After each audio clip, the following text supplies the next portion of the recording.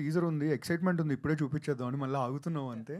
But ఇది ఎలా అంటే అండి, ఇది డ్రామా అన్నీ ఉంటాయి. బట్ మెయిన్ ఇంటెన్షన్ పంచతంత్రం మీకు గుర్తుంటుంది, కమల్ హాసన్ గారి పంచతంత్రం మనందరికి ఒక టెక్స్ట్ బుక్లా ఉంటుంది, ఫ్రెండ్షిప్ కామెడీ మీద, బడీ కామెడీ మీద.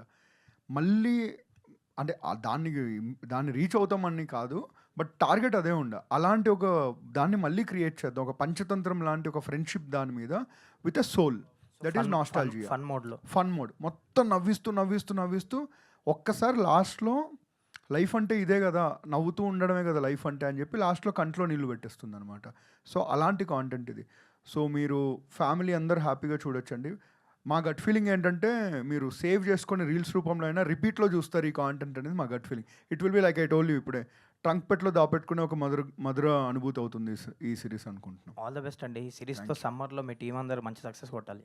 All the best. Very confident. Thank you. Nitin గారు, మీకు అంటే ఇప్పుడు చెప్పింది చూస్తుంటే ఇటీవల అది కమిటీ కుర్రాలు లాంటిది వచ్చింది కదా, అది ఒక మెమరీస్ మొత్తం మనం గుర్తు చేస్తూ ఉంటుంది. సో దానికి దీన్ని కంపేర్ చేసుకుంటే అంటే ఇంకా డిఫరెంట్గా ఏం చూపించబోతున్నారు మీరు? సో కమిటీ కుర్రోళ్ళు డెఫినెట్గా అంటే ఇవన్నీ ఒక జానరా అండి. ఈ ఇప్పుడు నా ఆటోగ్రాఫ్ స్వీట్ మెమరీస్ దగ్గర నుంచి మీరు తీసుకుంటే ఇదంతా ఒక సింగిల్ జానరాలో పడుతూ ఉంటుంది. దీనికి సిమిలారిటీ ఏంటంటే ఫ్రెండ్స్ మెమరీస్ అనే. బట్ మీరు కమిటీ కుర్రోళ్ళు చూస్తే ఓన్లీ ఫ్రెండ్స్ మెమరీస్ మీదే ఉంటుంది. బట్ ఇందులో ఒక కుటుంబంలో ఉన్న అన్ని పాత్రలు ఉంటాయి. సో బేసిక్ లైన్ ఏం లేదండి, సింపుల్. ఇందులో ఉన్న పాత్రకి ఏదో జరిగి తన గతాన్ని అంతా మర్చిపోతాడు. కానీ మన నిజ జీవితంలో మనకి ఏం జరగకపోయినా మనం అందరినీ మర్చిపోయి బతికేస్తూ ఉంటాం ఏదో చేస్తూ. సరే ఒకరోజు గుర్తు తెచ్చుకునేటప్పుడు వెనక్కి తిరిగి చూస్తే వాళ్ళు బతికే ఉండరు. వాళ్ళు ఉన్నప్పుడు కదా నువ్వు వాళ్ళని గుర్తుపెట్టుకోవాలి అని చెప్పేదే ఐడియా అండి. సో ఐ థింక్ ఇలాంటి స్పేస్లో ఏది రాలేదనుకుంటున్నాం. అంటే ఇది సిరీస్ లాగానా లేకపోతే మీరు ఒక సినిమా కంటెంట్ లాగా? సిరీస్ అండి. సిరీస్ అంటే ఇదేంటంటే స్క్రిప్ట్ బ్రౌన్ లేకుండా రాసింది ఇది. అంటే ఫస్ట్ శరత్ మేము కలిసినప్పుడు సిరీస్ చేద్దాం అనుకున్నాం. అది పెరుగుతూ పెరుగుతూ పెరుగుతూ సినిమా క్వాలిటీ అయిపోయింది, సినిమా బీట్లు అయిపోయినాయి. సో 400 minutes కాంటెంట్ అయిపోయింది. బట్ ప్రైమరీ ఐడియా ఈ సిరీస్, ఏ విన్ నాస్టాల్జియా సిరీస్.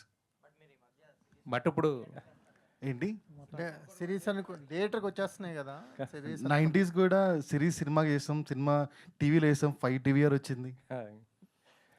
ఫైనల్గా ఇది కూడా థియేటర్స్కి వచ్చేస్తాం. ఎందుకంటే లాస్ట్ టైం కూడా అదే చెప్పారు కదా మీరు, సాంప్రదాయాన్ని సుప్ని కూడా తీసుకొచ్చి మళ్ళీ థియేటర్స్లో వేశారు కదా.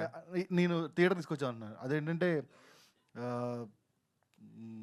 అది మీకు చెప్పాను కదా మీకు ముందే, అదేంటంటే ఫోకస్ గ్రూప్ టెస్ట్ చేసాం, ఫోకస్ గ్రూప్లో బాగుందని చెప్పారు, తో థియేటర్ సినిమానే అని చెప్పారు. సో థియేటర్ పట్టడం జరిగింది. సో అందుకని మీరు సిరీస్ అన్న నమ్మకం లేదు దొర అంటున్నారు అందరూ బయట. ఏవో సిరీస్ అండినా సరే విరాజ్ చెప్తారండి. కాదండి, బేసిక్గా కంటెంట్ ఈస్ లాట్. అంటే మేము ఇప్పుడు వీళ్ళు రాసిన రైటర్స్ నుంచి అసలు మా టీం నుంచి మేము ఫుల్గా ఎంజాయ్ చేస్తూ ఉన్నాం. So we want to take this content to every audience. అది థియేటర్ ఎక్స్పీరియన్స్ అని మా ఫీలింగ్. మాకైతే అలా అనిపించింది. ఫస్ట్ సిరీస్ కింద స్టార్ట్ చేసాం. So how it is going దాన్ని బట్టి చూస్తుంటే మేము మీ అందరికీ సర్ప్రైజ్ ఇచ్చే ఛాన్సెస్ కూడా ఉంటాయి ఫర్ షూర్. సో అది నిజమైతే I think people will experience it in a different way. ఒక క్రౌడ్తో కూర్చొని చూడడం ఎంత బాగుంటుంది థియేటర్లో కూర్చొని చూడటం. సో హోప్ఫుల్లీ ఫింగర్స్ క్రాస్డ్ అక్కడికి వెళ్ళే ఛాన్సెస్ ఉన్నాయి. కాబట్టి యాజ్ అన్ యాక్టర్గా అయితే నేనైతే మా ప్రొడ్యూసర్ని సాయి గారిని, నితిన్ గారిని, సార్ ఇది చాలా మంచి కంటెంట్ వస్తుంది, let's see how it goes అని అనుకుంటున్నాం. సో యూనివర్స్ అంతా సపోర్ట్ చేస్తే will definitely take it to a next level for sure. Sharath గారు, వెబ్ సిరీసే ప్రీమియర్ చేద్దాం థియేటర్లో.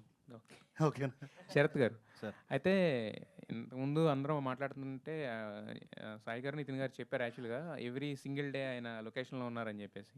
బట్ మీరు ఒక పక్కనేమో అల్లు అర్జున్ గారితో ఉండేవారు, ఆయనేమో అక్కడికి ఇక్కడికి అప్ అండ్ డౌన్ ఏదో రోజు వెళ్ళొచ్చినట్టు వెళ్తున్నారు. అంటే ముంబైలో విగ్రహ షూట్ చేస్తున్నారు కదా. సో మరి అది ఇది ఎలా మేనేజ్ చేసుకున్నారు మీరు ఇక్కడ ఉండి? It's all because of Bunny గారు సపోర్ట్ అండి. సో ఆయన నాకు వర్క్ ప్యారల్గా నడుస్తూ ఉంటుంది, చెప్పాను కదా ఇందాక.